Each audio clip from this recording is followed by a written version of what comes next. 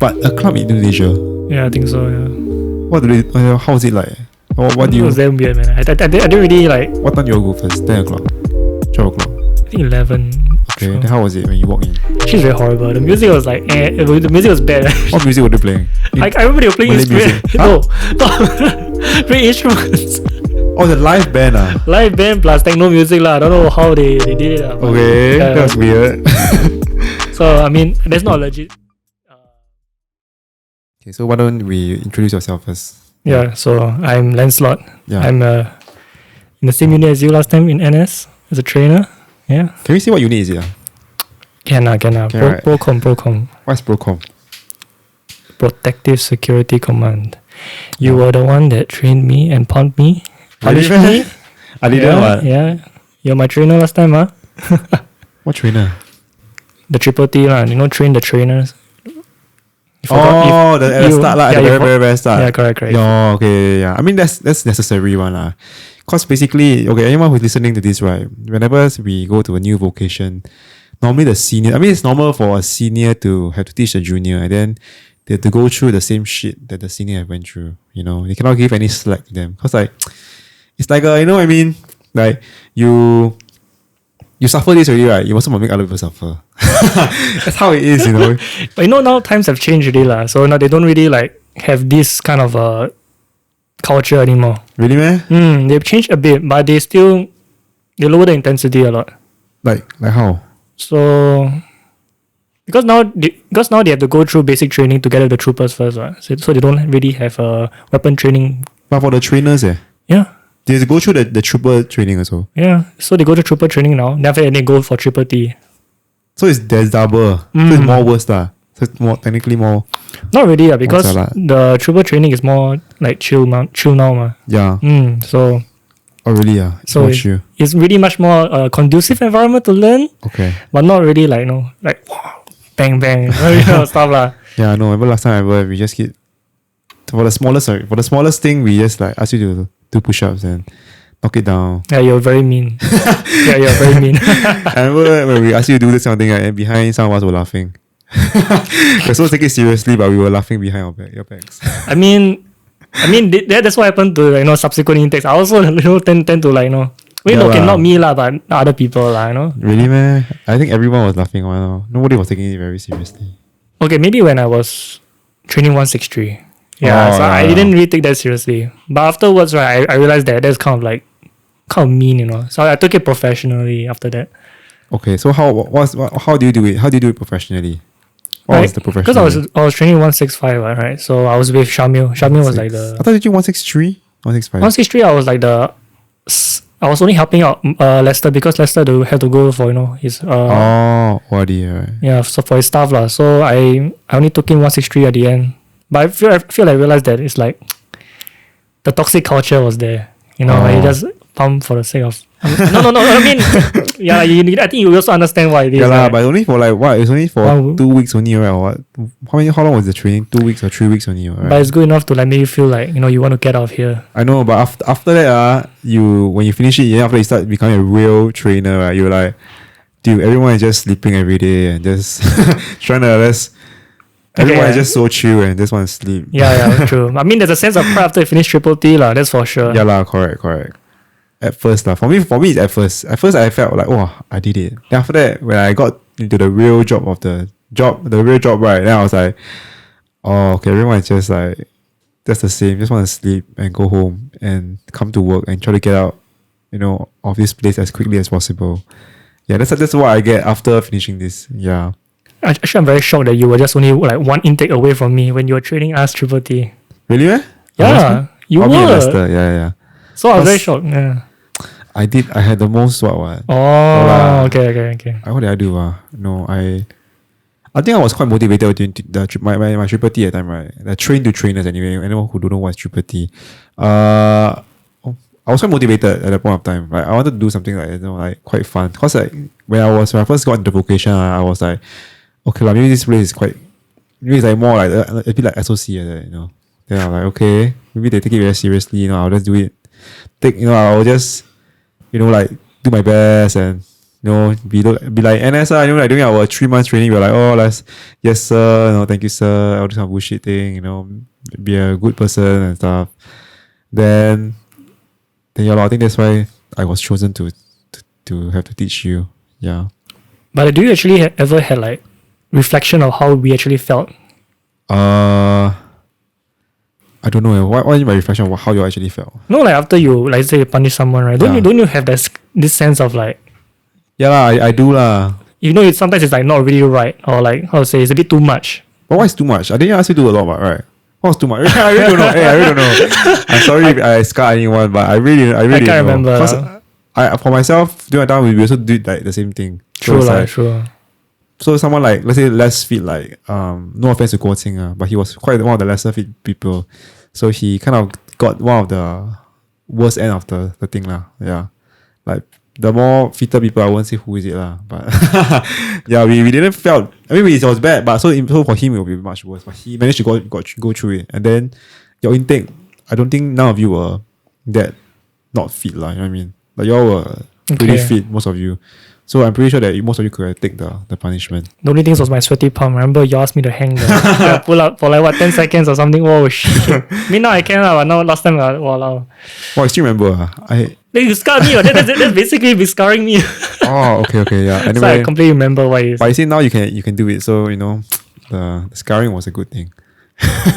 You forever remember. I need to hold on 10 seconds. Right. Okay. Yeah. So actually, just now we were talking about all the ghost stories, right? We heard in national service. So I was very interested, and then you say that it's better to talk about it on the podcast. Oh yeah. So why don't you share with me your ghost story, and then I'll share with you mine. Okay. For me, it was during our camp lah. It's the same training T1. Okay, the camp is located in I think people will not know this where our camp is. Our camp is basically, it's not Maju camp. Okay, it's not Maju camp. People keep saying, is it Maju camp? No, it's not Maju camp. Mm-hmm. It's near Maju camp. It's near Sunset Way there lah. Basically, there's this old rundown, look like 1970s place, 1960s place. Nobody knows. Yeah, let's see, there's Buddhist camp there, and then that's where we're talking about. They are a very haunted looking place. So yeah. Well, I mean, it all started, QJ. Remember QJ? Yeah. So he actually asked us to like stay with him for DO. Yeah. So it was me and Jeff, because it's the first day of 7 months. Oh. So actually we don't mind lah, for just as friends lah. So okay lah. I think after that we talk a bit, right? Then we're in T1 lah. Then suddenly I think someone said something like, "Hey, if there's a ghost inside here right now, right? The radio will turn off. The next second, radio turn off." Oh, this is what time first? About 10 already, 10, 11 already. Okay. So suddenly just say, "Hey, the ghost here right now, radio will turn off." Next thing you know, zoom. Just eerie quietness like this. I'm like, shit. It was my first time I kind of this kind of thing. I'm like, I was damn scared, obviously. Yeah. I mean, I think for people who doesn't know what's T1, right, they wouldn't really feel scared. Yeah. But for us, if you know what is T1 and where is it exactly, right, you will know how scary is it in T1. Yeah, I mean from the outside you can see that the camp is it looks like a very haunted place. Correct. So imagine you are just someone who's trying to live inside this one of those houses, but it's air conditioned lah. But you must know that the surroundings it's a bit scary lah. A lot of trees. It's like a freaking jungle inside there. And yeah, it's like So after what happened is that we went to go check the radio lah. Yeah. We tried to play with the channels. Yeah. Adjust it was dead. We turned off and on, still dead. So normally if you like choose the channel, be like Yeah. there's nothing. It's just dead. I'm like, okay, I guess we need to get out of here. We just go and collect our McDonald's, then we go eat and then sleep in the quarters. Oh, but you never stay in the office lah. No. Oh, okay. I don't mind sleeping in quarters if there's someone. But isn't it very hot inside there? Okay, right? There's fan. But I think it's quite disgusting also. You know why? Because I don't know what y'all do there lah. Because I don't really go down there. But I remember like people just like sleep there, and when they're sweaty and stuff, they sleep on the bed, and the bed sheet never changed for like I don't know how many years really, man. No, the thing is, right, the whole camp is dirty. Yeah lah, but if I don't see, I think I won't be that that's repulsive. But then I always see people since don't know when like lying down there. So what's your part of the ghost story? What was I saying? Oh, just now I told you, right? What happened? Oh yeah, it was the. It's one of my. Actually, this is more of I heard from someone who was staying over in the camp. Then he was staying together with one of our other friend basically. One of our seniors. He stayed with another friend. Then he was staying in the camp. And then he was like, I think what time is it? I think it was like maybe like midnight or maybe 1 a.m. something. So two of them were sleeping in the office, and then lights were all off. And then suddenly, cause like in the office, right, like I said just now, one of our regulars have this waterfall thing. Then usually the waterfall will have some water coming out like this ball, right? The ball. Then the water come out. Then after that, suddenly the thing just stopped. The water just stopped, and then there's this like buzzing sound, and quite loud. So we woke them up. They woke up, and then what happened? And then like they went and check, and then they saw, oh shit, there's no water. So what they're going to do is off the thing cause like a lot of sound. Anyway, after that they went back to sleep. Then after that, what happened? Oh, after that, they went back to sleep. Suddenly the radio suddenly just turned on by itself again. Like it just slowly turned on by itself. Like it was actually because they went off the radio because it is very noisy, right? So they off it. Then the radio suddenly just like sliding, like just now we see, right, like sliding. Then suddenly got people talking, like all those like Chinese people talking, right? Yeah, so they were talking. After that, they were like, oh shit, why is the radio suddenly on? We turn it off. Then they were quite scared lah. So I think the other way they hug each other or something. But they stay very close to each other, and then like the next day they went and tell this to one of our regulars. I think that's why the regular went to tell us like, you when you stay over in the office, right, you shouldn't turn off the radio because of like, the radio is not for us. It's for the ghosts, in the camp, for them to entertain them, and so that not to disturb any of the people who are living inside the place. Yeah. For me, right, sometimes I sleep inside the storeroom. Because it's much more safe inside. I feel it's much more safe inside. Oh, you sleep inside there? Yeah, I put the bed right that's inside. Just sleep. You sleep alone?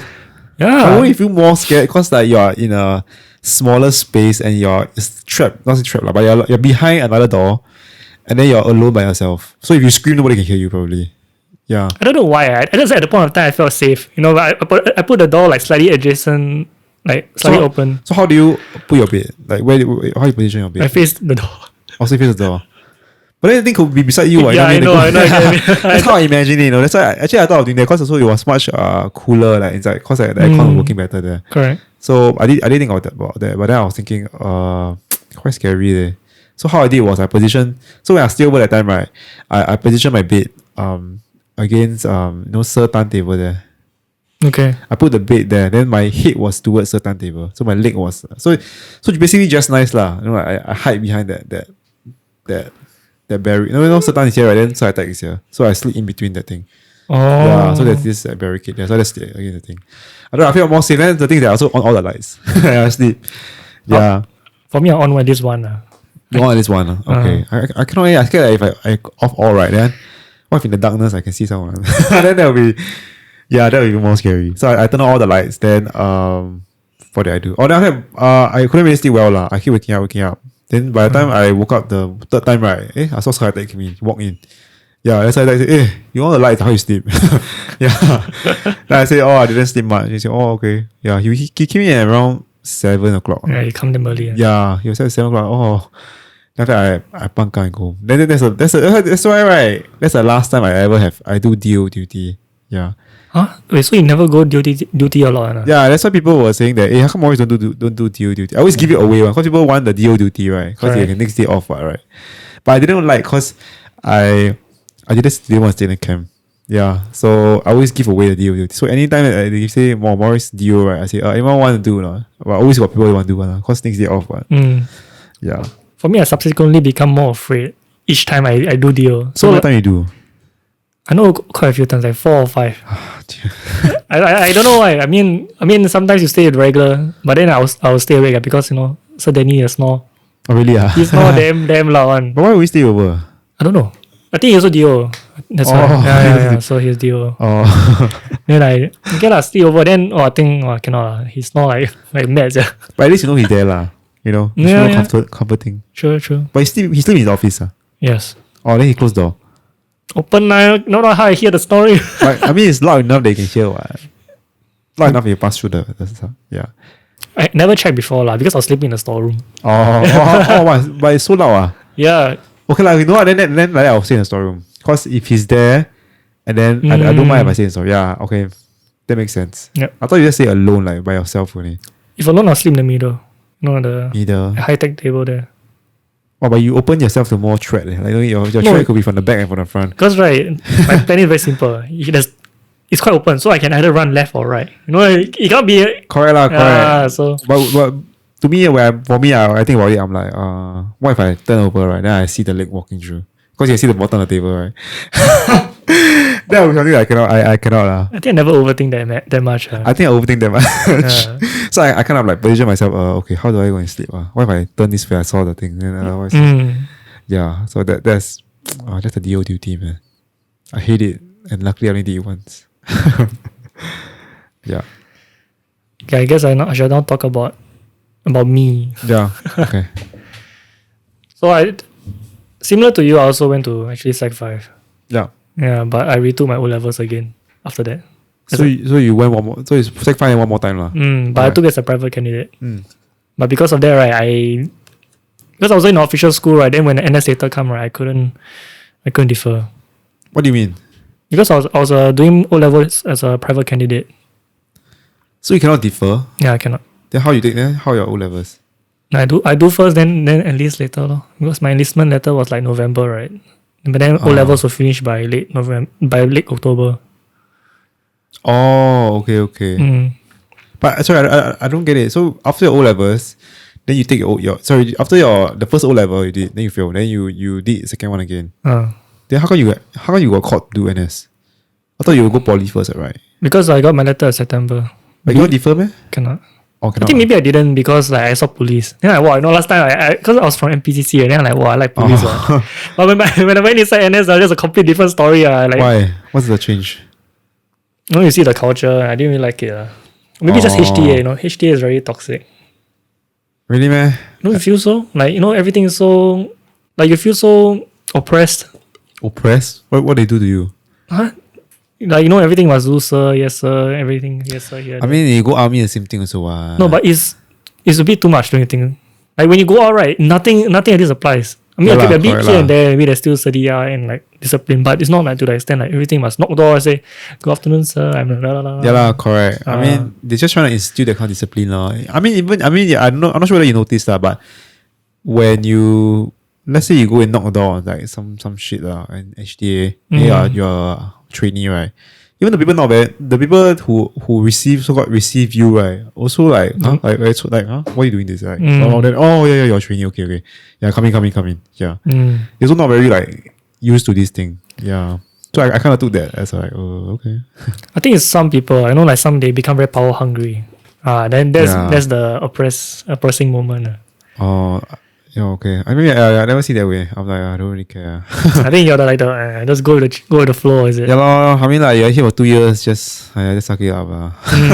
Just suck it up. I mean, like, don't be power hungry then. Okay, next time I come billionaire, then I go and power hungry at them. So you're the employer next time lah. Yeah. Yeah. But I can't remember who. I never think of anyone lah. Not that I know of lah. That was like that power hungry. Yeah. So anyway, yeah. So you wanted to join police. So you went NS because you got the police the police letter lah. Sorry. Yeah. Okay. Yeah. But then like, I think I was quite lost lah. They don't know what to do because when you fail O-levels twice. Then I only had like 2 O-level passes. Then last time because of vocation was like based on like how many passes you have, right? Or really? Yeah. I mean, because I think you're a diploma graduate, right? So I'm O-level graduate. So you needed like 3 O-level passes in order to like go for frontline vocation. And then I only had 2 lah, so I couldn't go to Coast Guard, couldn't go to where? JRF, all this. You wanted to do this lah, you want to do Coast Guard. Sure. Yeah, but then that's why becoming a trainer was like really a last resort, and I honestly don't mind going there. Better than being an SA, right? No offense to SAS lah, but I didn't really see like. I mean, different people have their own different like what they want to do, right? Our friends want to do SA. Yeah, correct. That's why when I came to like Kings, right, when you ask like who want to be here, right, nobody raised up and hand Yeah up like lah, yeah. So but That's I mean, true. ultimately, I actually really wanted to be in Kings, lah. Oh. Yeah. But did you select Kins or did they select, did they choose you? No, they didn't. QJ was actually shortlisted, right? He went for interview. Then I went for all the other FI interview, but I think they either didn't want me, right, or they want SA FI. Yeah, I don't want to be SA FI. Oh. Yeah, so I asked my CM lah, say whether I can join QJ. Then I went. That's when I saw Richie. No, Richie with his long hair and everything. Yeah, his hair is ridiculous, man. Sorry, Richie. I don't know if you're there listening to this, but your hair is ridiculous. Yeah, so yeah, that's when I actually signed up lah. Oh. Sorry. Oh. But the time was only QJ. Me selected? and QJ. Yeah. Okay. Yeah. Then how did Jeff and all these people come in? Jeff and Dion and they were there also lah. They were all shortlisted lah. oh, they're different squad. But you and QJ the same squad. Correct. Oh, okay, that's why. Okay. Wow. But I'm sure the NS experience must be rewarding after the 1.5 years in Kings or Procom or whatever. For me personally, yes lah. I mean, to some others, they feel it's a waste of time lah. Oh. I think it was quite an eye-opening experience, you know. Like for me lah, because I didn't before that I really don't know what to do. Yeah. At first I didn't want to sign on already, what. Then either I wanted to like do business, but I didn't really think I was like keen on business. Okay. Engineering, I also not really good at maths and science also not really good at it. Okay.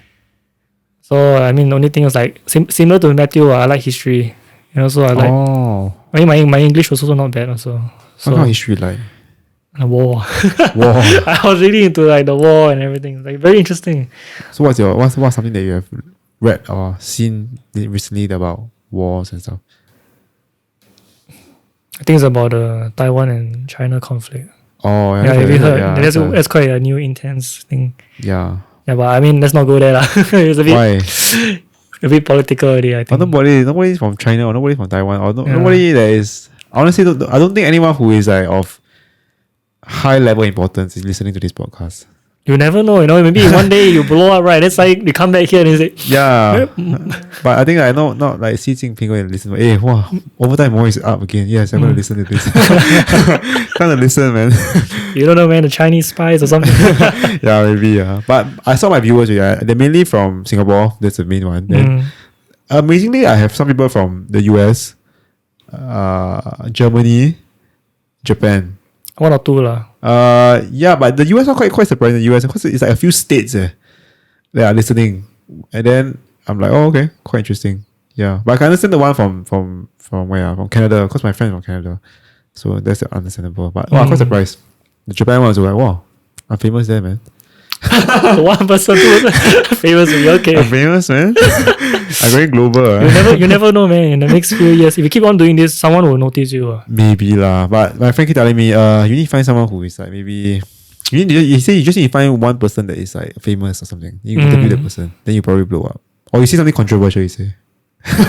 You say something controversial or some conspiracy theory. Then some people start to flame you or but I don't want to go down that path lah. For me, I'll just like I go with the flow. You know, I do it week by week. You know, I ask people week by week. Yeah, I ask them like, hey, you want to come? Do you want to come? Okay, then I ask another person.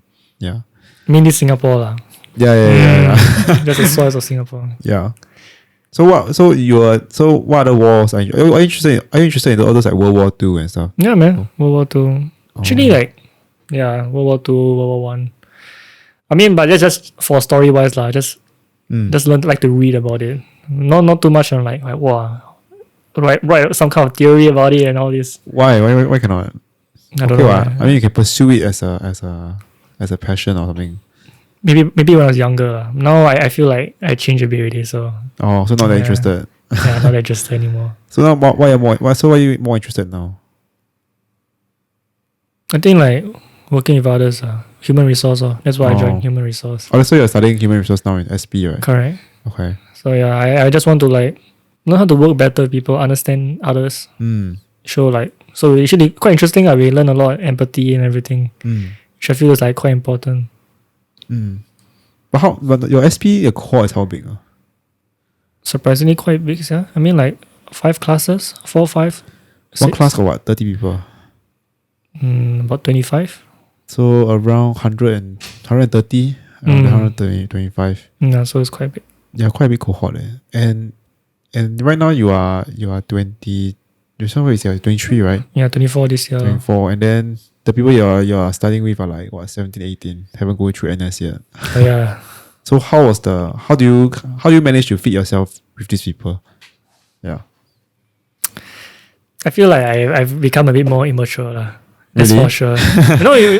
When I first ORD, right, and then I came to IT, Yeah. then I'm like, wow, it's like still the NS mode, like very disciplined. Yeah. Everything's by seriousness. Yeah. But after a while, I realized that, it's very pointless. But I have to learn how to adapt. Yeah. So actually, I adapted. I became a little bit more playful, I guess. Okay. Yeah, but still, I still, at the back of my mind, is still, studies. Yeah. That's why I managed to go to poly in the end. Yeah. But I think it's important though. Yeah. And I hope you didn't change too much of yourself, like just to fit into the people. I mean, right now, do you feel that I've changed after seeing me for So far no eh. Yeah, I still think you're the same person from NS, which is good. I think you're the person that was the disciplined one. Like follow the rules, and when people were doing things, they were like, I come at 8:30. I come at 8:45. But you're the one who come at 8:30. Yeah. Yeah, I guess. Like So. yeah, which is good. I think yeah, we need people like that. Yeah, who's more to the not say more to the books, but more like more disciplined in a way. Yeah, when people are not looking. Yeah, kind of thing. Would you say that you're disciplined also? I think I'm disciplined in things that I want to do, but like for example, exercising and stuff lah. Sure, I can do. I feel like if I don't exercise, I feel like, oh man, not today, man. I need to exercise today. But when it comes to say things I'm not interested in, like for example my degree I'm doing, right, I'm not very interested. Then you see me like slacking off a lot. Yeah. That's why. Yeah. Which also brings me to the question, like, sometimes I feel like people, they don't know what they want to study. Yeah. That's normal. That's normal, dude. That's very, very normal. Like me, that's why I think I waste so much time like thinking what to study, then go NS. Yeah. But honestly, I feel like there's no such thing as no such thing, but more like you don't waste time lah. I feel like you never ever waste any time. It's more like you kind of learn what doesn't work for you, and you learn what you don't like or what you like.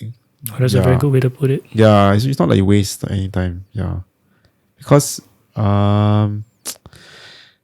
honestly, if you one day reach success, one day, to me I feel like you will eventually look back and then you will see that okay, these are the things that happened to me before, and if these things never happened to me before, right, I wouldn't be where I am today. Correct. Yeah. To me, that's the definition of success. Yeah, correct. Yeah, but I remember I think I was hearing a podcast with Matthew, I think, about the definition of success was more towards money.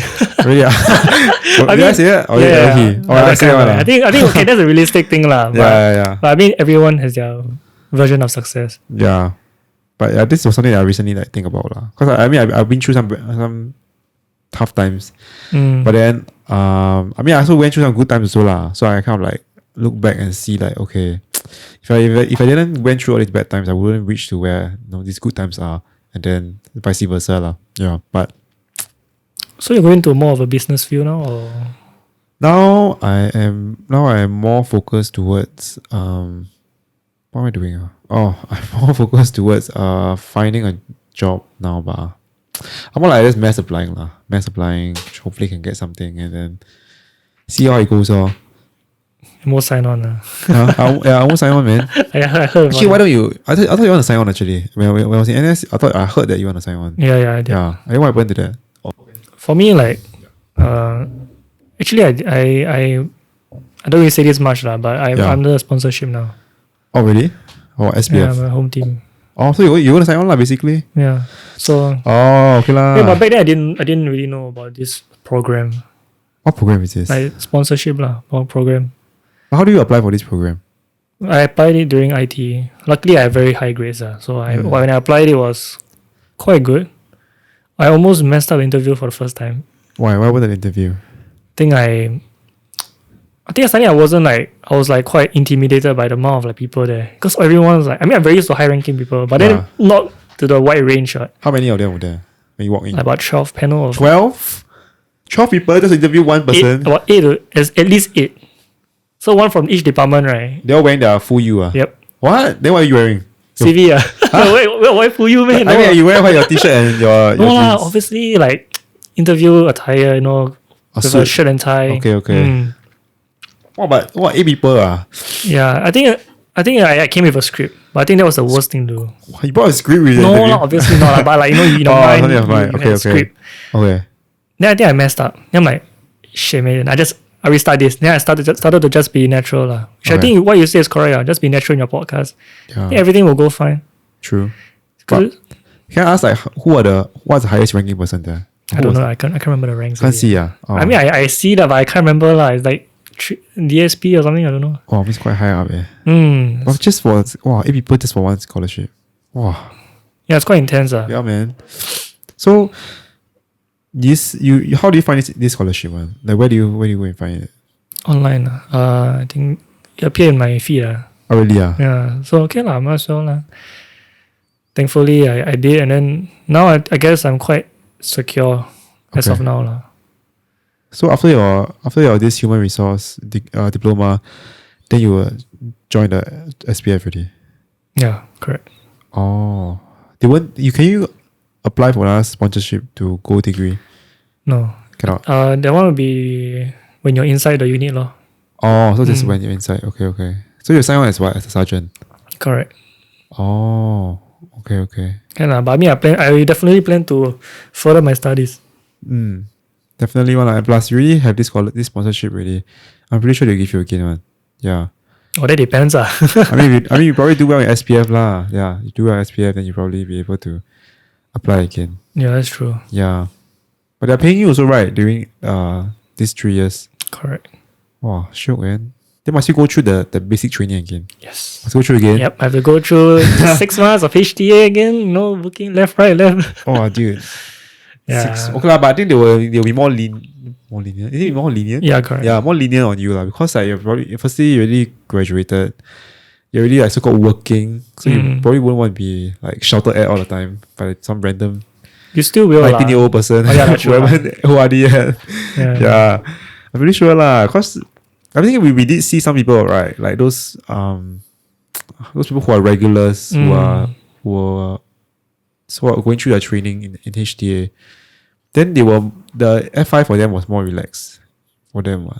Correct. How we know that they are regulars basically when we see female people lah. We see females in the squad. They definitely is regular already. Yep, yeah. That's true. Usually the F5 more relaxed one. Yeah, more chill. But if that, I think it's less discipline. True lah, true. I mean, I think the discipline part is definitely only for NS people lah. Honestly. No, I mean, I feel like it applies everywhere. Don't you think really? So? You should be disciplined in your work, alright. If not, later you don't submit your work on time. True lah. But these people I think they don't implement such a strong discipline because you know that you can be fired, number one. And secondly, you're probably doing this for your livelihood, Yeah, if you want to take it not seriously and you get fired, then I mean you kind of give you a bad reputation if you find another job. Especially if you fire from a government job. Yeah. Oh yeah. Exactly. So probably they like not that disciplined, but they're more disciplined in terms of their work that they do and stuff. Yeah. Not bad. That's where you plan to go after that. Like once you POP from the 6 months. 6 months, right? You say? Yeah, correct. Why 6 months? I thought it would be 3 months. 3 months normal training, then 3 months GRF training. Oh, you plan to go GRF? No, you have to go through. It's mandatory. Oh, have to. Yeah. Oh. Yeah. So. Okay. Be a GRF officer, lor. So then after the 6 months, where do you plan to go? Or what's your dream place you wanna go? See how go PCG or I mean I just want to get some experience, some ground experience. Okay. But eventually my dream goal is also to be to teach people, lor. I kind of like teach people. Yeah, be a trainer. FI, Not FI lah. FI teach what? Trainer where in PCG or what? I don't know. It depends where I go lah. But I just like to teach So I think that's for now. That's my end goal lah. To teach people. Teach. So I get some experience, then one day I'll teach people. But you don't mind teaching like anything, right? Like let's say you one day you don't mind, let's say, going to NIE, Yeah. be a teacher and Yeah, I teach, don't right? mind. Completely. I just really like sometimes when you teach people, right, the fulfillment of like Mm. them doing well, then like wow, sure, right? I mean the Yeah. feeling. Yeah. So maybe you found your passion really lah, that you like to teach, Correct. which is good. I think it's a good thing, because like I guarantee you like a lot of people don't know what they want to do in their life. Like they don't even know what directions they want to go. Yeah, So true. actually you knowing what you want to do, especially it's so specific, teaching. Yeah. So I think that's I think that's really a good direction you're moving at. Yeah. Knowing what you want. Yeah. Not just focusing on getting to that point. Yeah. Rather than other people who are like just still finding their way. Yeah, Yeah. I think that also plays a lot in like why I managed to get here today lah. Like be in a poly. 'Cause before that I was like getting all fail, E, D, F. But Then- why during that time you were doing so badly? Like during secondary school. I think I wasn't taking my. I didn't know. I think I just was lazy lah. Didn't know what to do. Playing basketball, like going to the gym instead of like studying properly. The gym? For 15 years old? Yep, about 15, 16 years old. Okay. Yeah, I know it's a very Wow. dumb thing lah. No, But not dumb. I'm just saying that I'm like, wow, quite young. well, my priorities wasn't there lah. You get Okay. me? So that's why I feel my things twice lah. Then at the point of time, right, I really like sort of like gave up already. Halfway lah. I was about to give up because I honestly don't know what I can do in life. Surprisingly, after NS, I managed to like turn around, and then like suddenly, for the first time ever, I managed to score A's again In poly. in IT lah. Oh, in IT, I mean, right, IT is right. considered quite easy lah, but I mean, still No, it's still an achievement. What? Yeah. still an achievement lah. There's still some level of difficulty there. Mm. Yeah. I mean, even polys also, I will still get A's, but of course, here and there lah. Huh? Yeah. But that's cool lah. It's good to hear that you kind of change. You're at least able to find yourself. Through especially through NS. Where a place where people normally like, I want to get over this. Yeah, correct. This hellhole. I need to get out of this place. Yeah, I want to do something else. Yeah, which is quite surprising. I think I only maybe you are the first person or second person that I know that got inspired through NS. Do you feel that NS is like? Do you actually learn something from NS? Do you feel? I think maybe soft skills, Soft skills. I want hard skills. Maybe not. I mean, all those like shooting a gun thing. I don't use it anymore, right? Yeah. But soft skills. But like, cause we during our NS, we had to teach some people and stuff, and it's usually quite a little bit intimidating as well. Cause those people are actually people who are older than you, much older. Correct. So it's like you cannot treat them the same way as you treat, let's say, someone who's like in an NS position lah. Even though you can, I think some people do that. I won't say who, but to me, I felt like I took some I looked at how the regulars did it, and they were more casual. They were more like relaxed, but they also disciplined lah, but more relaxed. And I kind of took that and then kind of teach those people the same way lor. Yeah, and the soft skills I think like presenting to a large group of people, and what else we learn? Yeah, I mean, basic confidence. That's it lor. Yeah, basic confidence stuff lah. Yeah, Mm. and maybe not being too afraid of the gun. Cause Oh, yeah. actually I find it quite surprising that we get so used to that. Like it's not normal to just stand beside someone who's shooting a live round, and that's. I mean, I don't know if I can say that lah. I mean, can why cannot? No. I'm just thinking like whether thinking about it, right? I also Yeah, I don't know. We just got. I think for the first time I was quite scared because like, shit, we actually have live rounds. Yeah, when they were doing the range shooting, like Yeah. Then we just stand so near them, and I'm like, wow, I always feel scared. But after all, you do it so many times, you're like, just hurry up. The next person, okay, 3 rounds, and 5 rounds this, 5 rounds that, then okay. Go, ba. but never be complacent, because you never know what's going to happen, right? Yeah, lah, correct. Suddenly they point at you or lan Correct. I mean, yeah, correct. Yeah, I agree. But you can see, everyone is just. So far, I've not met anyone. I mean, so far I've not met anyone that in the NS regular troop that is like, the NS the reservist troop that is very like so on, and stuff. Actually, have Have I have not met. But actually, I agree with you. Thinking about it back then, right, I was damn scared, like you stand like 2 or 3 steps behind the person. Yeah. So a few months later, you'd be like just beside them. Yeah. It's like, okay. Yeah, like, oh, hey, you shoot how many rounds? Yeah, 5 rounds something lah. And just okay, next. In a way, we become immune already lah. Yeah, and that's like not normal for like, let's say, regular people lah. Because you don't normally just stand beside them and just like see people shooting Yeah, rounds. Yeah. So that was something that I think was quite interesting. You got a scholarship, right? For where? In poly. Not really lah. I won't say it's not really. It's like, it's more like you did well, then they just give you the money. Yeah. Oh. But it's only for one semester only, or 2 semester. What were you studying back then? I was studying chemical engineering. Yeah. Was it something that you like actually? In secondary school, it wasn't. Sorry, I didn't talk about it actually. I didn't even know what the hell was chemical engineering. So I was just good at math and science. I think I was opposite as you. I was good at math and science, but I was bad at my language. My English, I got C6. And then I just take chemical engineering because like, it's math and science based. I just take it lah. Then the module was quite easy lah. I would say the modules were quite easy. The teachers, I think that I will credit more to the lecturers. They really teach very, very well, and I was able to like learn. And then actually I go home. I don't hang out with anyone. Man. I just go home, study. In school, any break I have, I study until like mad. And then I did well. Then went NS. Then when I went to uni, I realized I didn't really like it. Yeah. So you took chemical engineering in NUS also? Yeah. Cause I thought I did well. Yeah. So I thought, you know what? Maybe I meant to do this shit. Then, yeah lor. So, but I mean, now that I already just finished my last paper, I was like, oh, finally, man. Yeah, it felt good. I mean, still a set from NUS, so it's like, quite. Yeah, but I hard to say lah.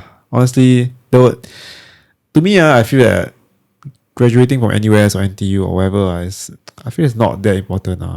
Honestly, it's really, I think the most important is really experience, like getting experience. Yeah, to me lah. Cause if you have no experience, because now I look at a lot of jobs. They always need you to have experience. One, they all need 3 to 10 experience, 3 to 10 years experience. And some of these roles are like junior roles. They say you need 0, sorry, not 0, but maybe like 2 to 3 years experience or 3 to 5 years experience. Like, what do you? It's a junior role already. Like, so what's below the junior role already? Yeah, what's below that? Probably intern.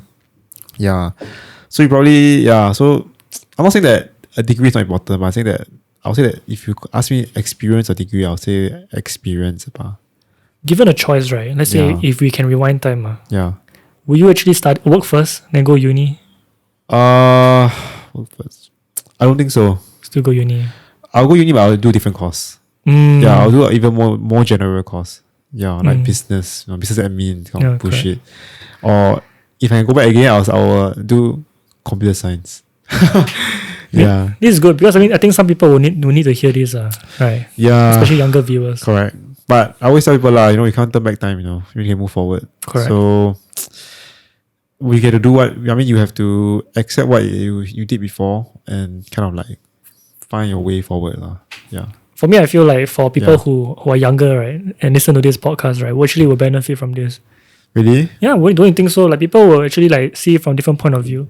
True. Maybe. And then they're like, oh yeah, maybe I saw that my viewership people were mainly like 21 to 30.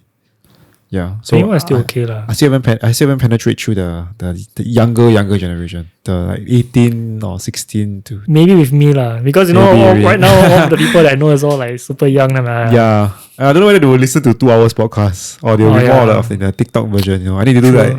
I need to put myself on TikTok. 10 seconds video. honestly speaking, it's very hard. It was also quite hard for me to like sit and listen to your podcast for like 1 hour straight. Yeah, I understand. Yeah. But I managed to like roughly aga here and there. Yeah, I don't really expect people to hear everything lah. It's like more of like your own free time. Yeah, you listen, then you like it, don't like it, don't like it. Yeah, let's find something else. So if I ask right, when do you plan to do your degree? Like when you ideal time, ideal year that you plan to pursue your degree? Yeah. Maybe my mid-30s. Mid-30s. Hopefully, they allow me to study. This is the most important. But why don't you do a bit younger? Like maybe when you're 27 or 28? It'll be like this 1 to 2 years in the force. Okay, then maybe.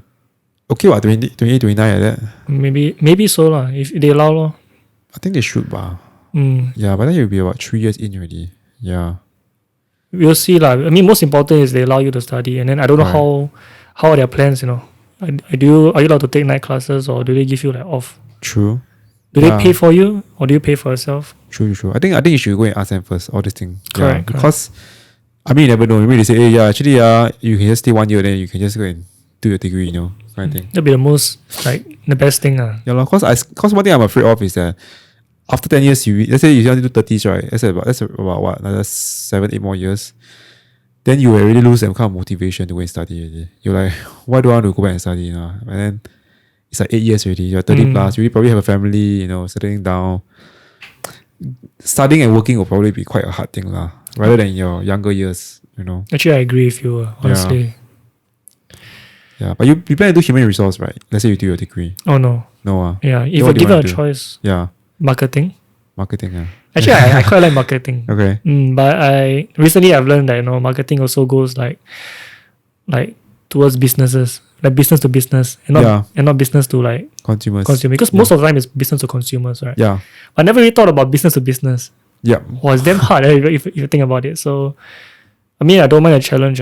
We'll see how it goes. Business. I think that would be a good, especially marketing lah. Yeah, I think that would be a good route to go. Yeah, and it's easy to pivot out if you don't want to do that as well. Correct. But why not? Why don't you want to do human resource again? Like, do you enjoy doing human resource? Personally, right, I don't feel a need to like take the same degree. Oh, okay, because when you learn in diploma, right, what you learn in degree is, I mean, more in depth, but still the same. Right, so you might as well just learn something new. Then you can compare, and then you can either work HR or marketing, for example. True. Yeah, which is, I mean, what you say, like, if you can turn back time, you can go business admin, right? You can actually go business admin, or you can go engineering. Yeah. I will always. I think if I can suggest to people what they want to do, right, I would say, this is my opinion that that if you really want to earn a lot of money, right, at the very start, right, do computer science. Oh yeah. Do computer science. It's the next big thing, right? Yeah, I mean, don't say next week. Now already, it's really like, I won't say who lah, but some of my friends starting pay already like almost 5,000, 6,000 already. It's impressive. 6,000 I'm like, dude, that's like some people is like after they work for like 2-3 years and get 6,000. Yeah. You start at 6,000 already. Yeah. Insane. Yeah, but you must like it lor. My friend told me, say it's not for everyone. Yeah, you can force yourself, but you may not do well. But if you like it, you should really pursue it. And you can make a lot of money out of it. Yeah. I mean, then again, like you said, like we should not regret like what of our past choices. Just move forward. True. So have you thought to go NIE or not?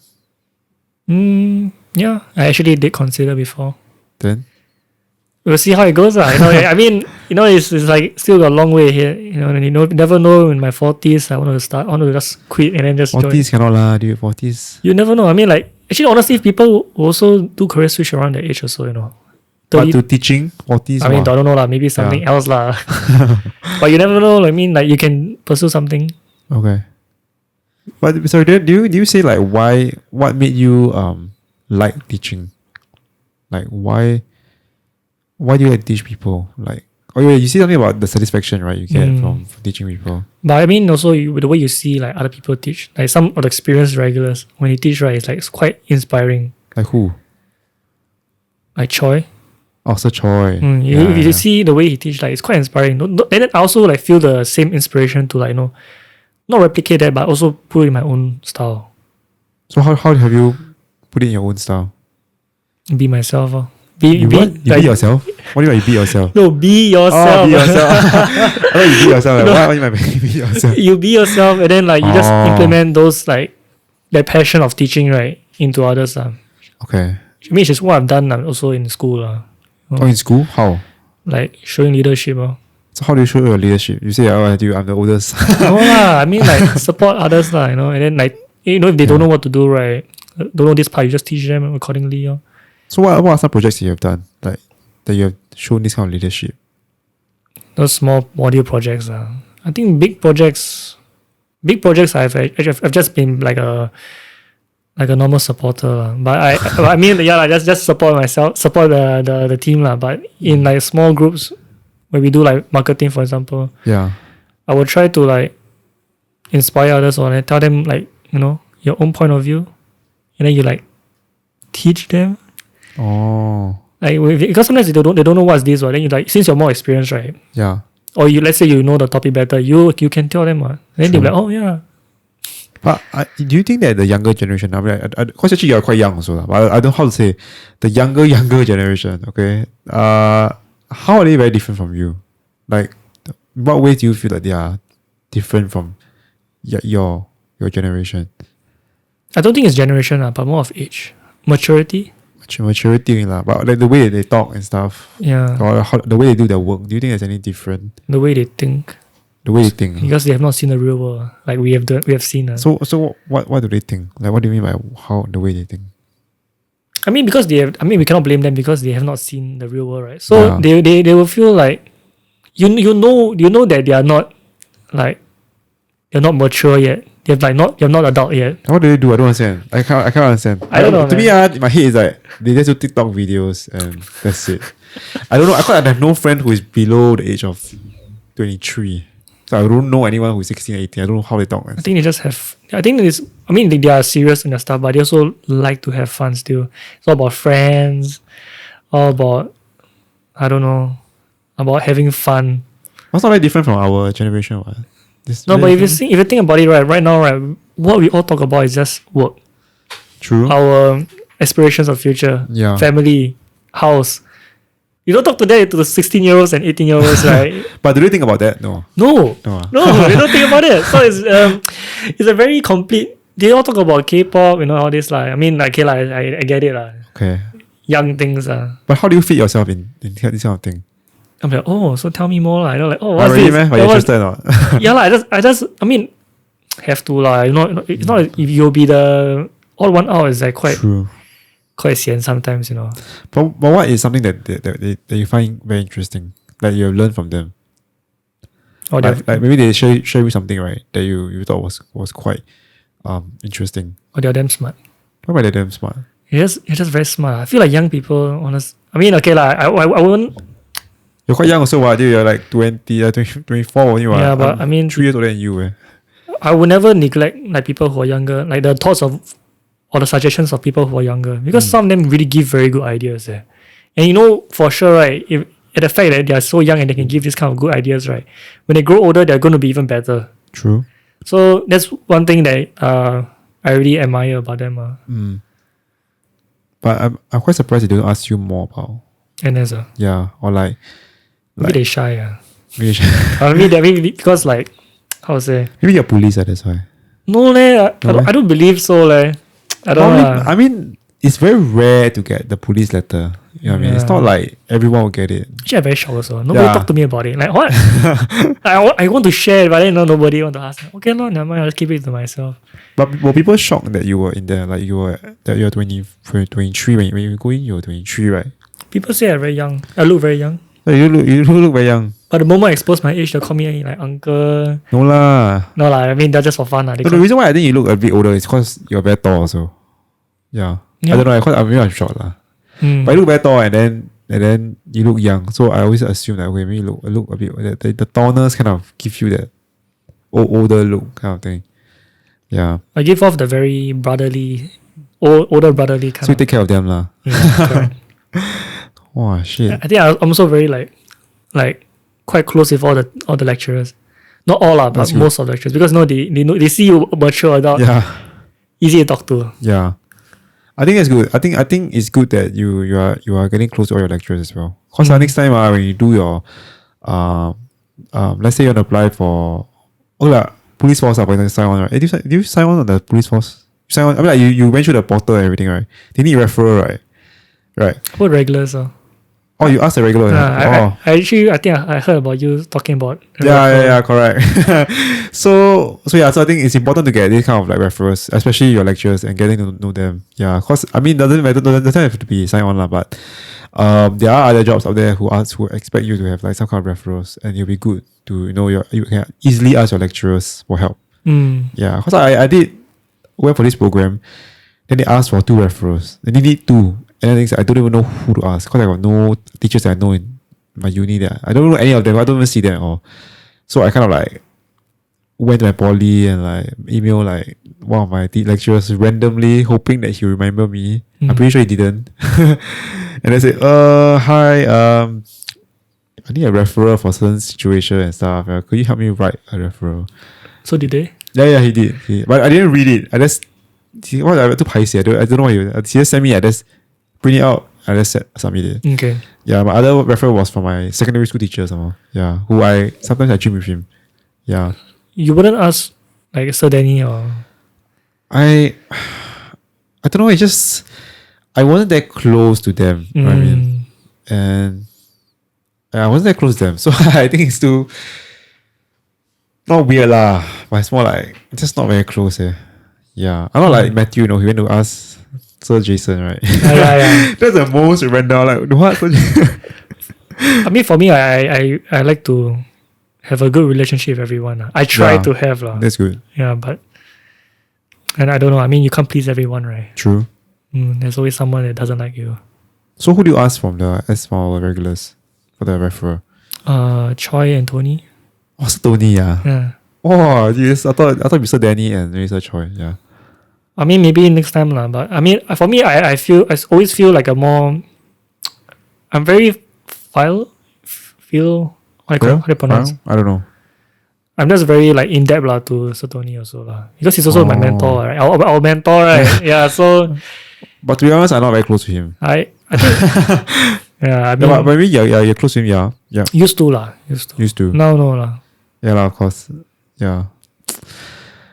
I don't know. During my time, I was quite awkward with him, so I didn't really talk to him much. Yeah, I hang out more with other people like Sir Lim, Sir Liang, Danny, those people. More outspoken people, not the introvert. Yeah. I'm also introvert also lah, but yeah, but you don't think it's very weird to have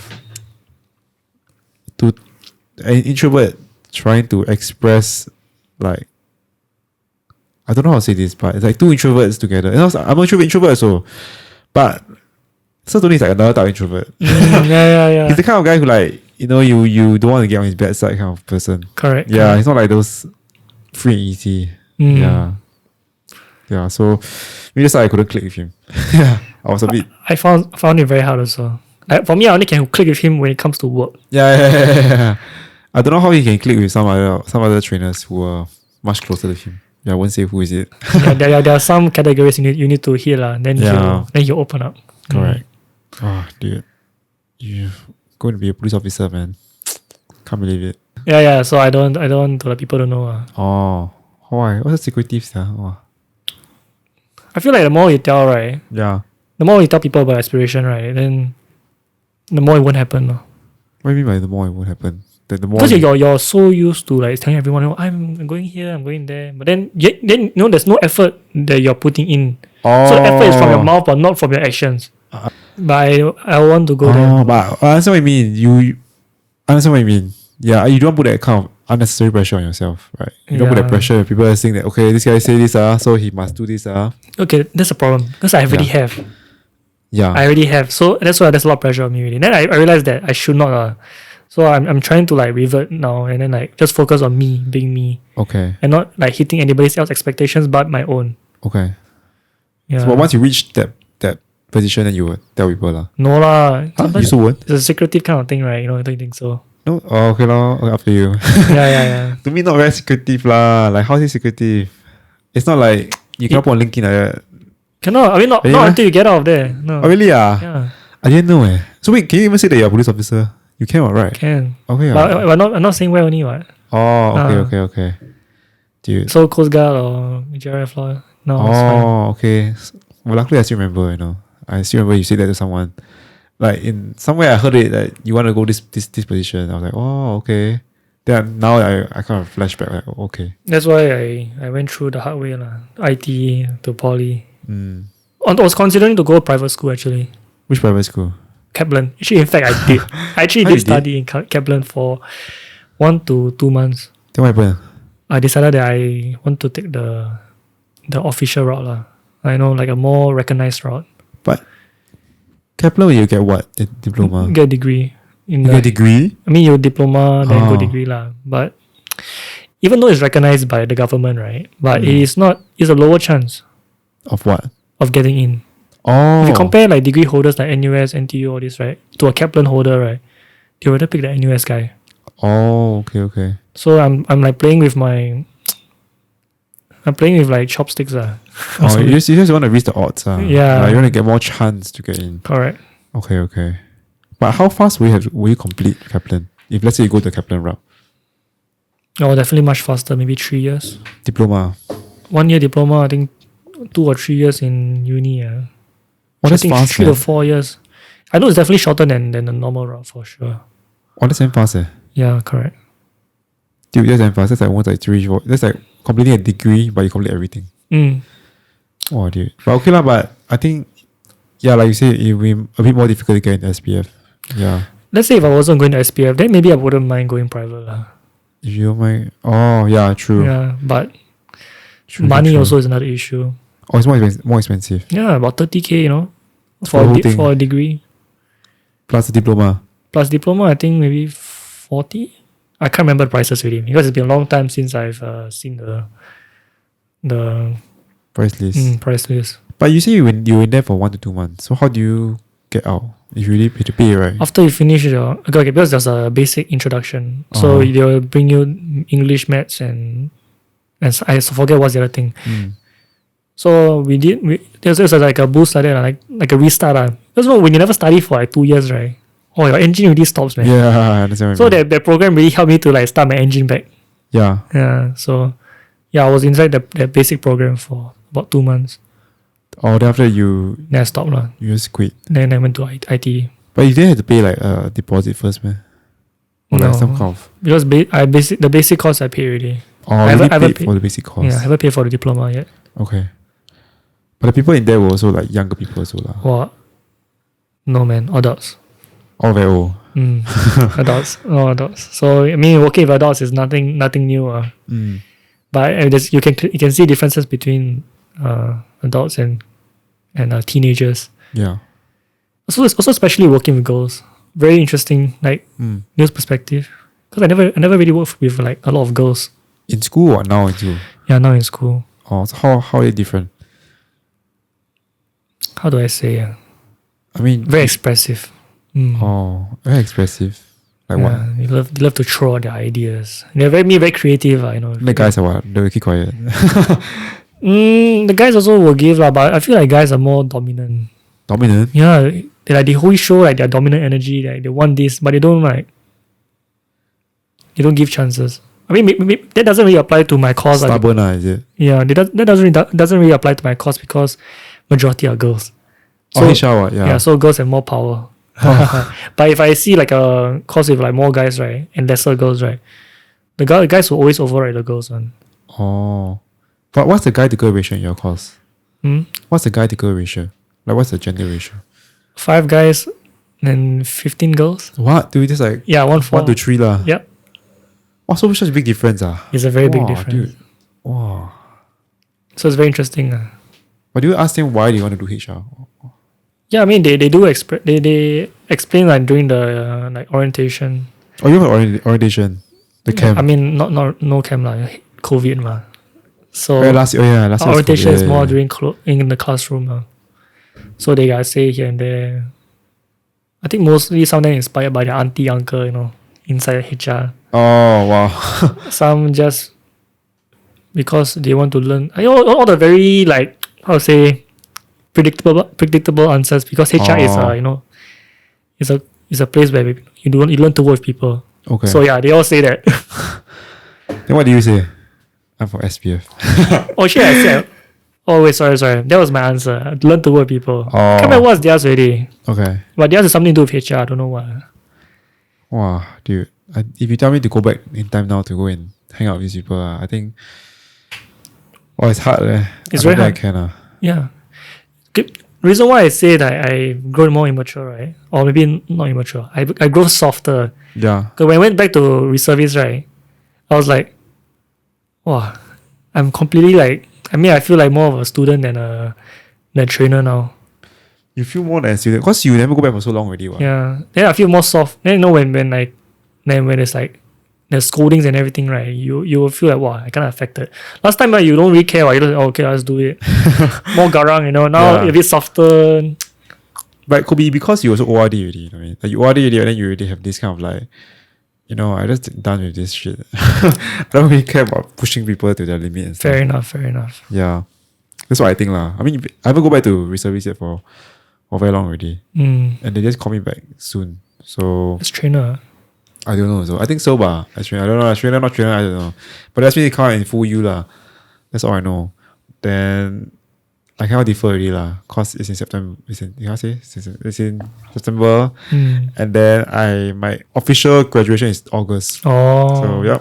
My friend told me he can defer. He said you can go and say that if you find your first job, right, you say that just starting a new job, so don't want to disrupt my new job.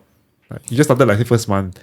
Yeah, so you don't want to disrupt you just came in, you should have to go for 3 weeks. Wow, then you leave a very bad impression. Why you don't want to clear your cycles? That's why I don't want to clear lah. Just very lazy to like, dude, go in the hot sun and go through that shit again. Eventually you have to. Yeah lah, but I'm just trying to find a way to push it back until there's no possible outlet that I cannot. No possible way I cannot avoid it. So I go back. Must have become an FT like me like that lah. I don't mind. Actually, I don't mind doing that. You want if I can, I'll do that. But honestly, I don't know what I'm going to do this thing. I don't even know what's going to happen. FT is just training of like IPT.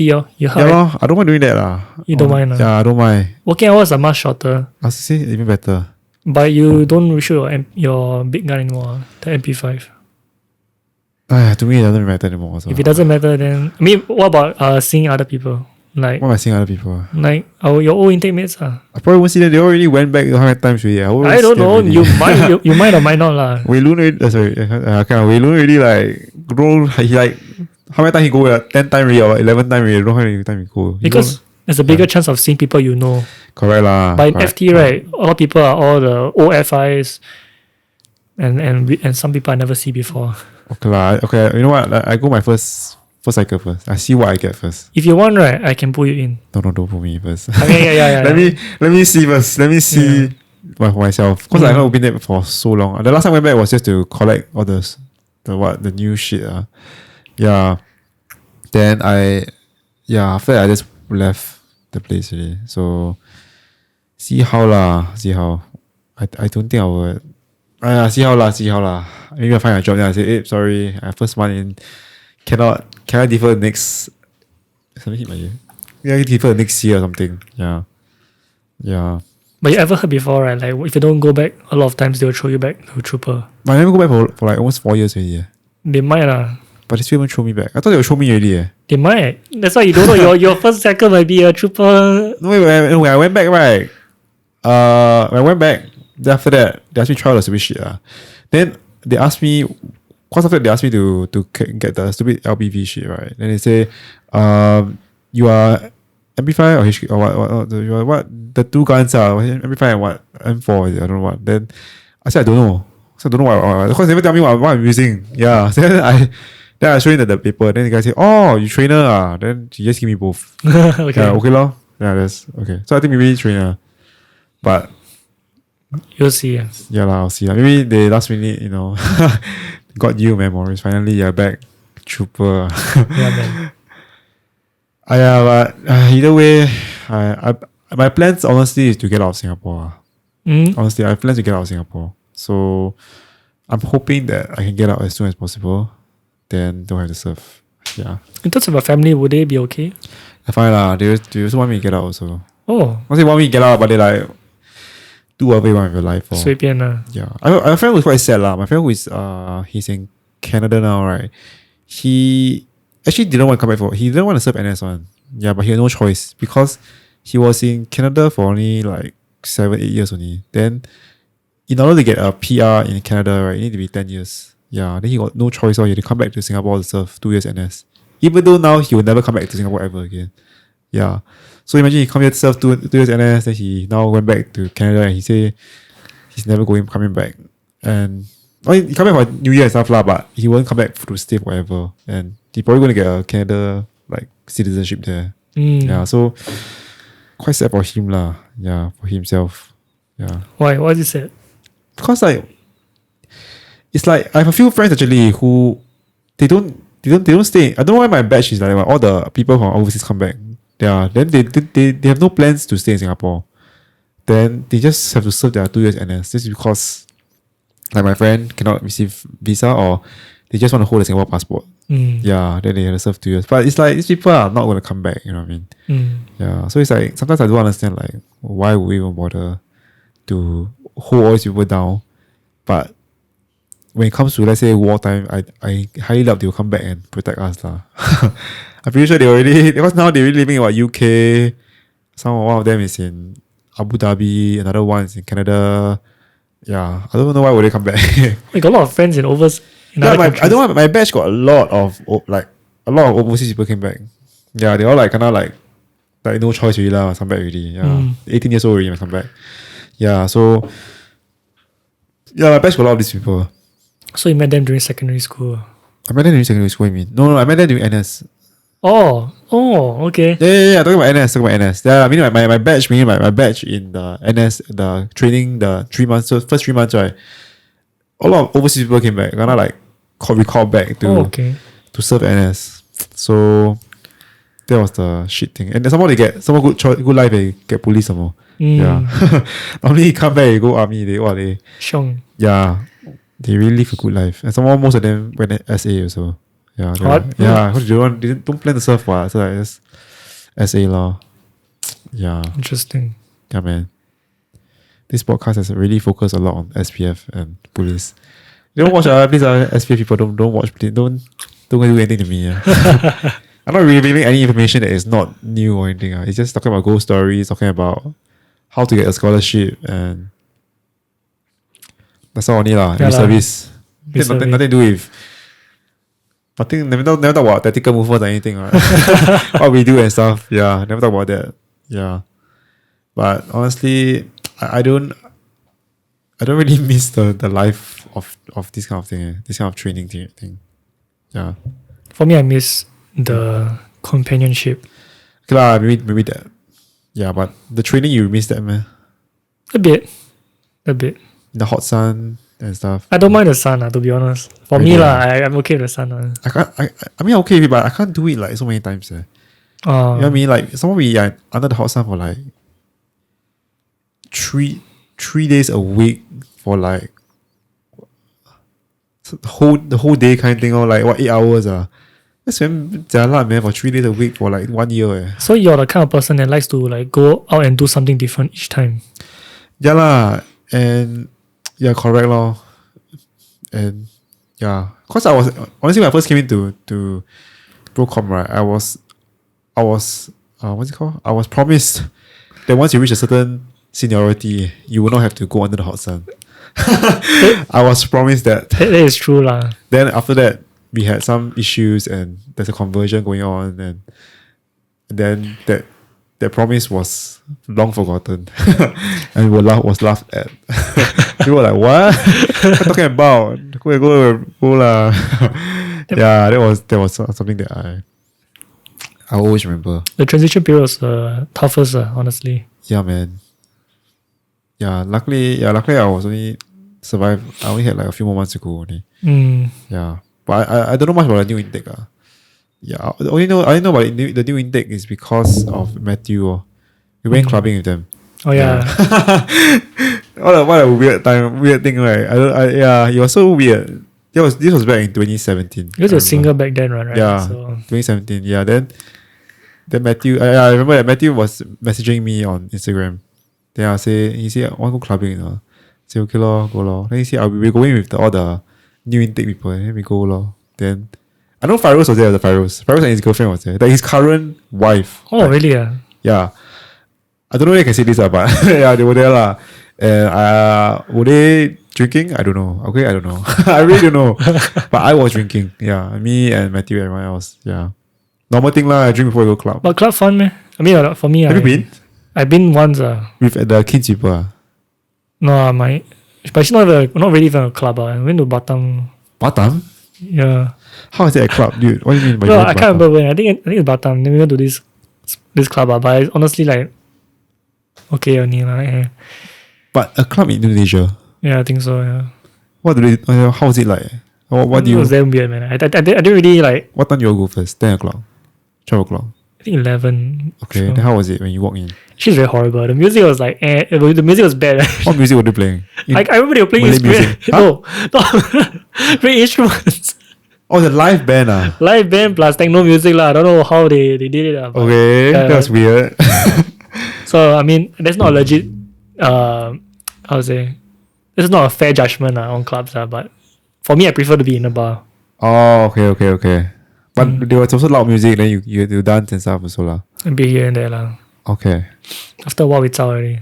Oh, why so weird? Why would you all go to a club in Batam? I Why you all don't go know. Batam? I can't remember why already. We never do other things like. We did lah, obviously lah. Just that night, just one time, just see. Oh, there's one club here. Oh, okay. you're bump into it lah. Okay. I thought you all were planning it. Okay, let's go to a club. And like, what? Like, who will go to a club? Like, so random. Then for you, was it fun? The club that day was. I still can remember. It was quite fun with me and Matthew but for the rest I don't know cause we didn't hang out with them much. So it was me and Matthew. Then we were just during that time was 2017. Okay, I want to clarify this because people will probably listen to this, right?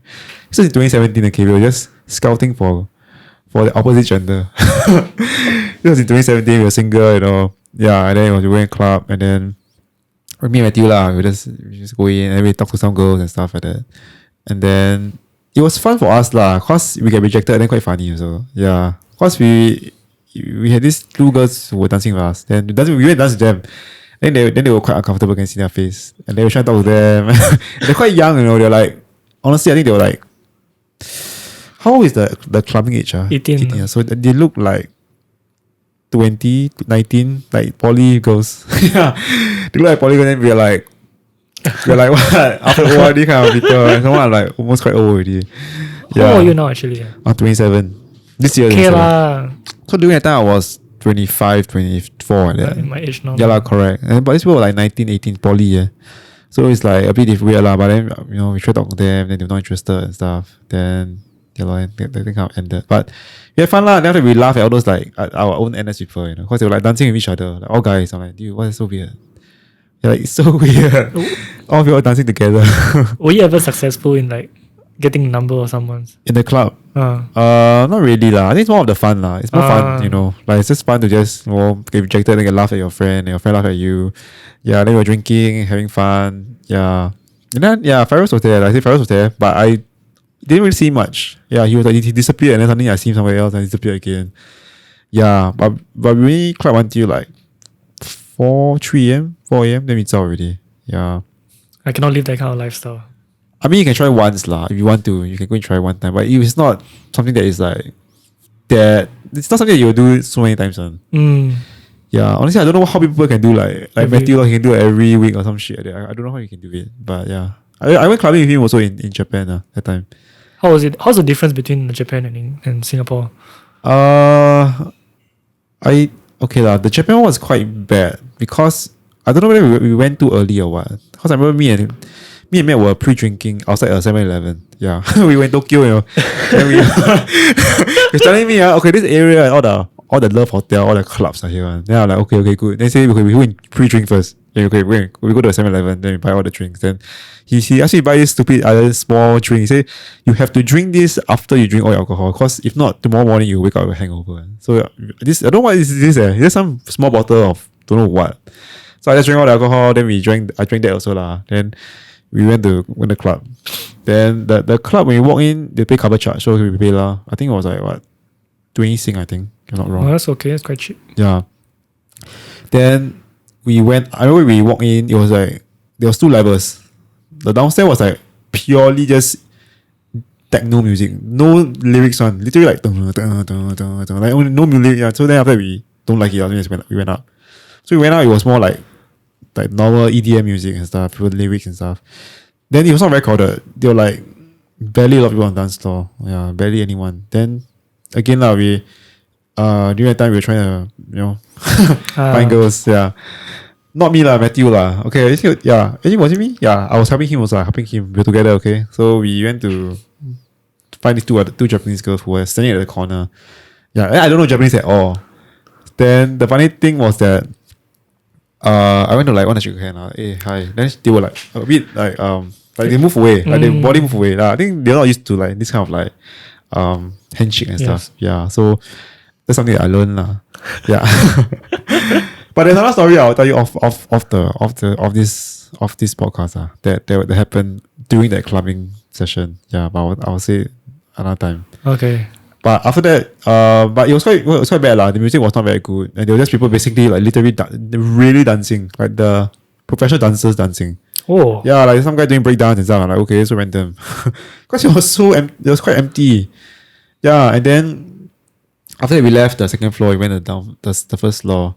Then I think I know Matthew, he treated me some shots. Yeah, he said, wanna buy me some shot lah. Let's go and drink. Then we just drink the shot. Wow, quite expensive. I don't know how he paid for it. He got money now. So.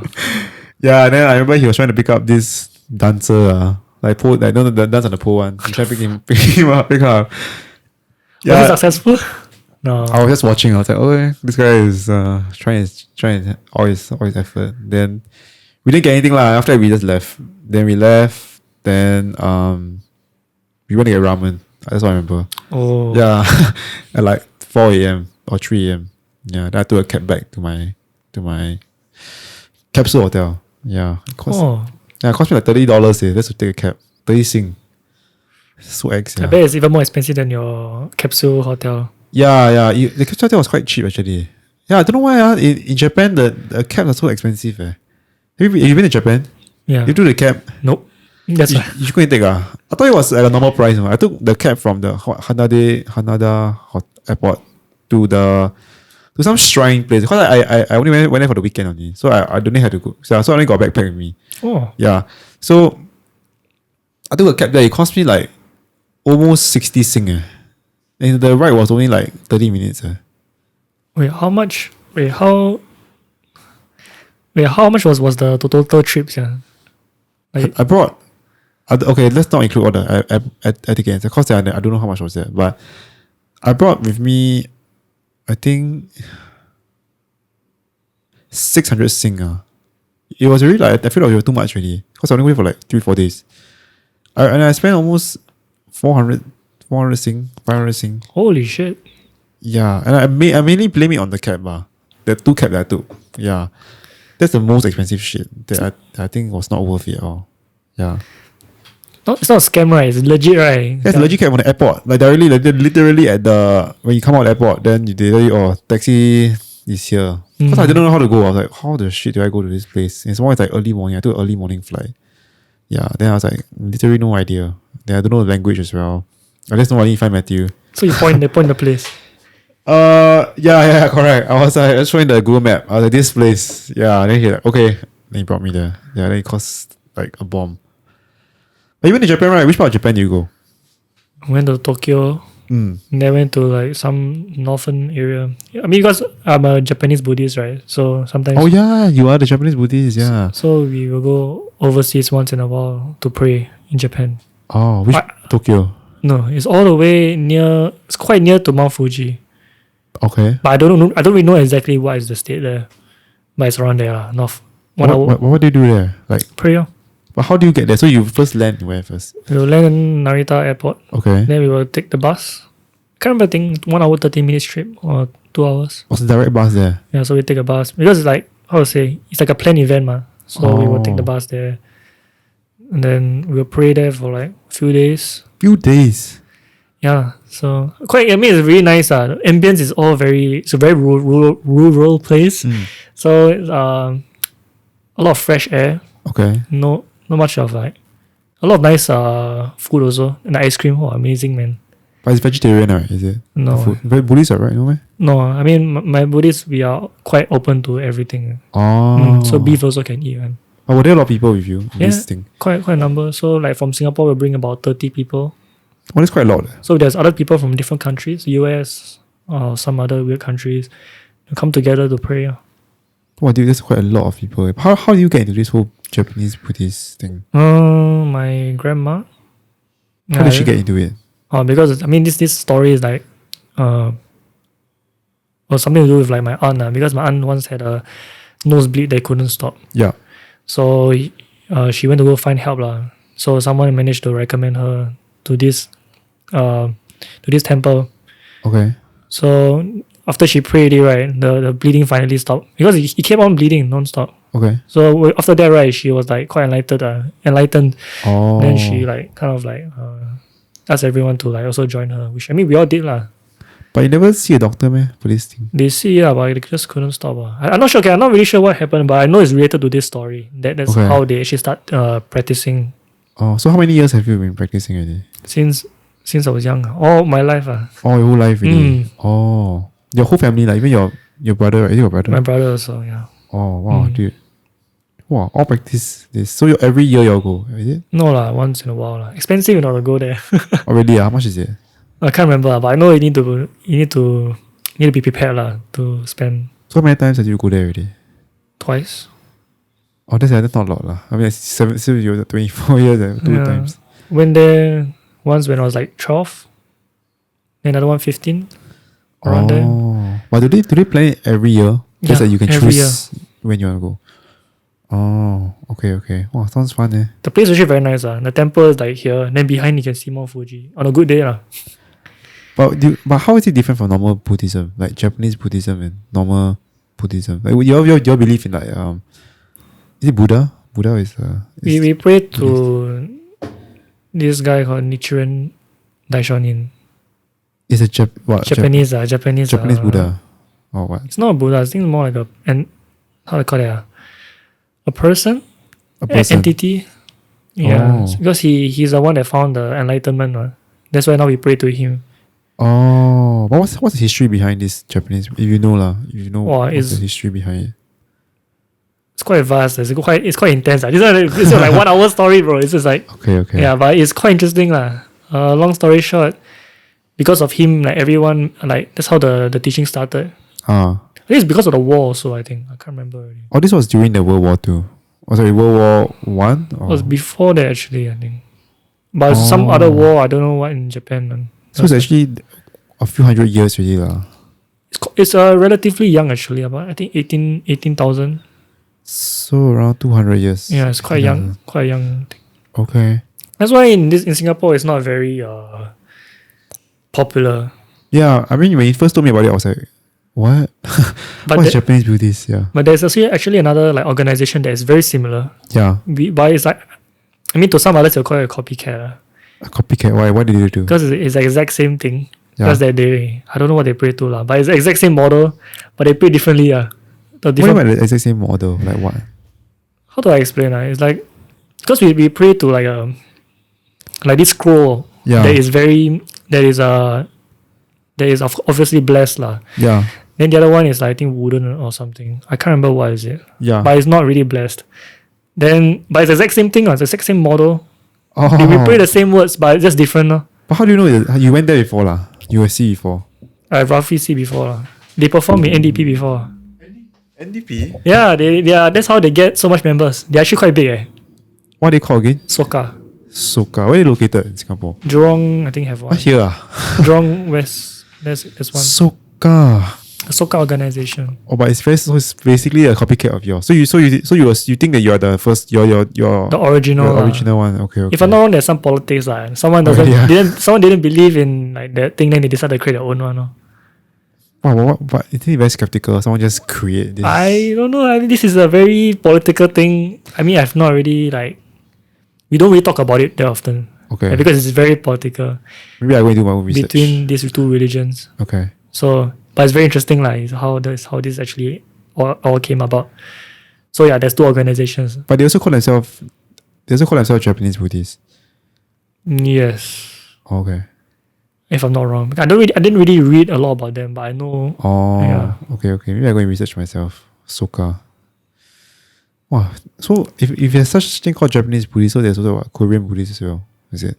Maybe, I don't know. I really don't know. It's a very, it's a lot of religions. Yeah, I think you're the first person that I know that has a very interesting religion. Yeah, I know you told me this when you were in NS. I was like, I thought you were joking. I thought it's just like, Buddhist, but just add your own Japanese thing inside. Like Japanese Buddhist. No, it's very different. Oh, okay. For us, we pray to what? Eradicate karma because we believe in reincarnation. Oh, okay. Eradicate karma. Okay. So, wow, dude, your OS... no, it's not. Wow, 30 minutes. Yeah. Not bad, not bad. Do you need to go anywhere? No. Oh, okay. Actually, I want to learn a lot more about Japanese Buddhists. Okay. Even though I'm from a Japanese Buddhist, right, but it's not a specific. It's not very popular in Japan, also, if I'm not wrong. Because Japan also got a lot of different religion. Oh man. Yeah. But what do you have to attend a church every week or what, or like something? We go temple. Yeah. Like every week. I mean, you can, but I'm not like so free Religious. to go every week. Oh, I go once a month. where's it located? Your one. Junit. Around Junit. Oh. Geylang there. Okay. But there's a lot of people also, is it? Yeah, actually quite a lot of people. Wow, dude. I should go and see it one day. Yeah, I mean, if you're really interested in like this learning about different religions, yeah, why not? You know? I mean, I'll say interested in learning a lot of religions. More like I want to know like Japanese Buddhists. Like, wow, like where? How did it all started? Who is the person who started this thing? Like in Singapore, how do they bring it here? Like how? Like why? Or The Japanese priests will bring. really? Oh, it's Japanese priest. Yeah, they speak Japanese. Oh wow. So, I mean that's one way to see whether they're legit or not lah. Yeah lah, Because yeah. I don't think in the Soka there's anyone Japanese inside there. I mean, we never know, right? Yeah, I never know. Yeah. Wow. Because only know one side of the story, ma. Yeah, correct. Mm. Wow. Means your whole life is doing it. Okay. So, do you think that you will implement this on your? Let's say you have a kid in the future, right?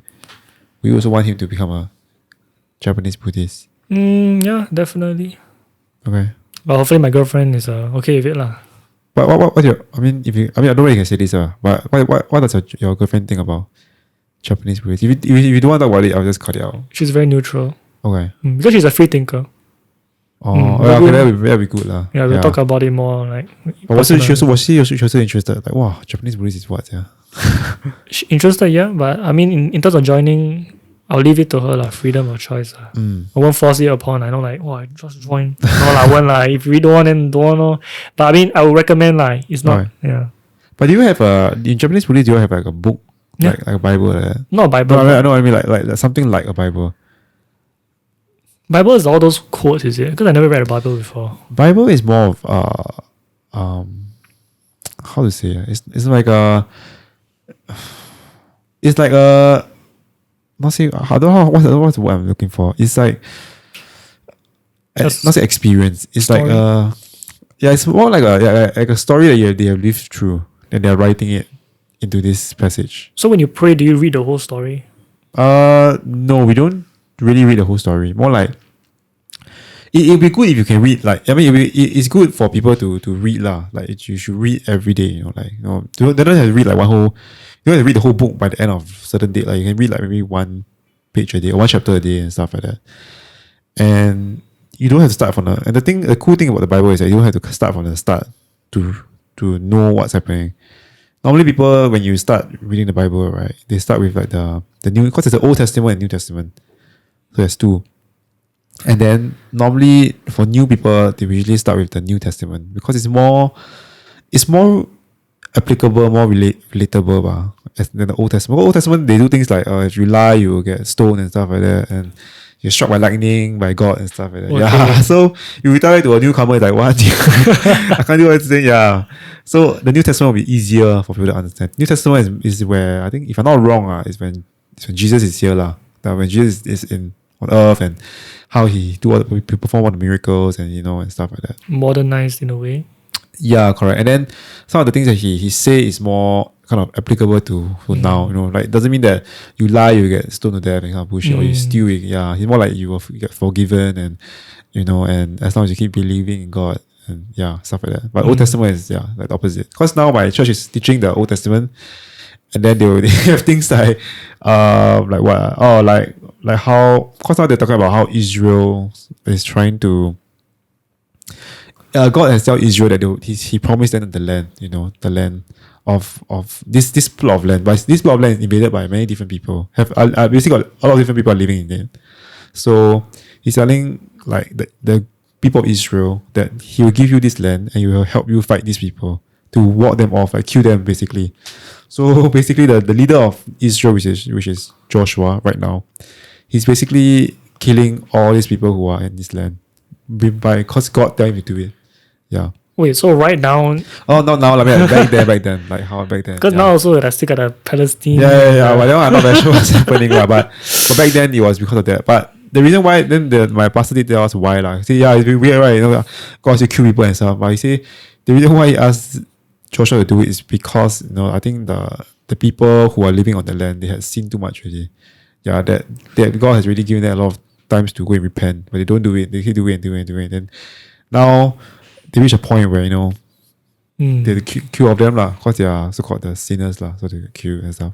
But at the same time, yeah, it's a bit difficult to absorb. I mean, to digest this kind of thing. Yeah. So yeah, that's why they say that people who just started should read the new one. Yeah, then you understand better the old one. Yeah. For us, we have a story. But I'm very sad to say I don't understand the story. But I read it every time. Okay, what's the gist of the story? I don't know. Huh? Why you don't know? Because it's in Japanese. but you've been there, but you listening for like almost 20 something years already, right? So you should roughly know like what's happening, and is there a main character or like something? Or like who is the main person, or like what's the main person, or what did he do, something like that? Yeah, I mean I understand the story lah, but in terms of like the prayer book, right? I don't really understand what I'm reading. So I mean I should be doing some research lah. But have you tried asking the people there, or do you have like because in church we have these kind of things like cell group and stuff, right? Like do you have the same thing as well? Have, but then for one I'm not very like, I don't know why, I just not very social lor. I just don't want to be engaged with them for some reason. I just don't know why. Yeah, it's because they are older than you or what? No, I just don't know. It's very personal, I feel. Okay. I just don't know. There's something that happened that I just didn't really want to engage myself with the people inside there. Okay. I rather like the voice come out from like the priest himself than other people. You get what I mean? Understand, man. Okay, man. I think I have to go soon, man. I got something on at 3:30 at Kallang. Sure, man. Bouldering. I don't know, it's at Kallang Mall. This thing that you're supposed to climb.